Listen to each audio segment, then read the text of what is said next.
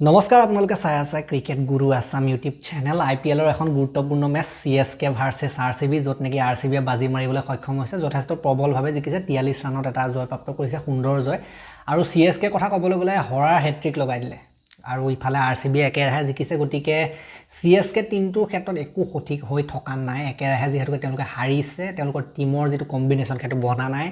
আৰু বহুত কেইজন প্লেয়াৰৰ ফৰ্মো নাই আমি দেখিবলৈ পাইছোঁ না বেটিঙত বিশেষ হৈছে না বলিঙতো বৰ কিন্তু একো নাই গতিকে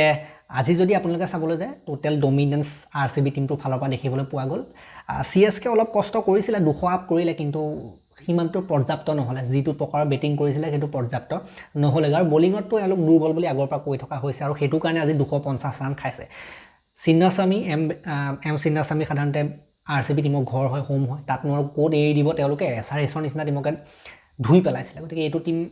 বৰ্তমান ইমান ফৰ্মতো নাই তেনেকুৱা এটা টিমটো হৰুৱা পাই গতিকে আপোনালোকে যদি চাই 250 ৰান কৰিছিলে আৰচিবিয়ে কেৱল মাত্ৰ 3টা উইকেটহে গৈছিলে 20 অভাৰত তেওঁলোকৰ গোটেইখিনি প্লেয়াৰে ভাল খেলিছে যিমান কেইজন বেটিং কৰিবলৈ আহিলে ফিল্ড চলতে 30টা বলত 46 3টা 4 2টা 6 বিৰাট কোহলি 18টা বলত 28 2টা 4 এটা 6 দেৱদত্ত পাডিকল আজি আকৌ সুন্দৰ প্ৰদৰ্শন কৰিলে একেৰাহে ভাল খেলি আছে 29টা বলত 50 5টা 4 2টা 6 ৰজত পাটিদাৰ অধিনায়ক captain leading from the front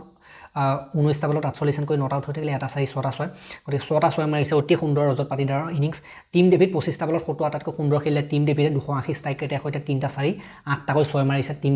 ডেভিডে এক প্ৰকাৰে বাই পেলালে বুলি ক'ব লাগিব যি প্ৰকাৰে আজি টিম ডেভিডে বেটিং কৰিলে বাকি তেওঁলোকৰ যদি বলিং কাৰ্ড চাই গোটেইবিলাক বলাৰে বেছি পিটন খাইছে খালিলে 4 অভাৰ 37 হেনৰিয়ে 3 অভাৰ 36 অঞ্চল কাম্বুজ 4 অভাৰ 52 মাৰি দিলে এটা wicket Noor Ahmad 4 over 49 wicket নাই জেমি অভাৰটন 3 অভাৰ 42 এটা উইকেট শিৱম দুবে 2 অভাৰ 30 খালে এটা উইকেট লাভ কৰিলে গতিকে তিনটাই উইকেট পাইছিলে গতিকে উইকেট ল'ব নোৱাৰাটো তেওঁলোকৰ এটা প্ৰধান সমস্যা আছিল উইকেট কিন্তু পেলাবলৈ নোৱাৰিলে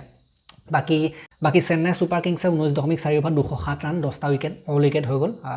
আৰু ৰৈ যায় 207 ৰানত সঞ্জু চেমছন সফল হ'ব পৰা নাই সঞ্জু চেমছন একেবাৰে বিফল হৈ আছে গোটেইখন মেচৰ ক্ষেত্ৰত ঋতুৰাজ গায়কোৱাড 3টা বলত 7 ঋতুৰাজো কিন্তু বৰ বিশেষ এবাৰ ফৰ্মত নাই আয়ুষ মাহাত্ৰে এটা আগতে ভাল খেলিছিলে যদি এখনত ফেইল হৈ 3টা বলত 1 সৰফৰাজ খানে আজি ভাল খেলিলে 25টা বলত 50 কাৰ্তিক শৰ্মা 3টা বলত 6 কাৰ্তিক শৰ্মাক যিমানটো দাম দি কিনিছিলে কিন্তু একো বিশেষ হোৱা নাই হেতু দাম চাই শিৱম দুবে 13টা বলত 18 95 29টা বলত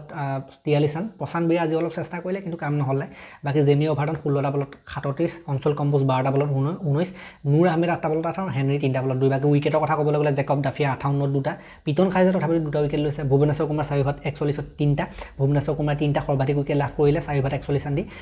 অভিনন্দন সিং 3 অভাৰ 4টা বলত 30 ৰান দি দুটা তেখেতৰ উইকেট পাইছে কুনাল পাণ্ডিয়া 3 অভাৰ 36 ৰান দি দুটা সুয়জ শৰ্মা 4 অভাৰ 21 ৰান দি এটা আৰু লগতে ৰোমাৰিও সফাৰ 1 অভাৰ 19 ৰান দি উইকেট নাই গতিকে এনেদৰে বৰ্তমান সময়ত পইণ্টছ টেবুলত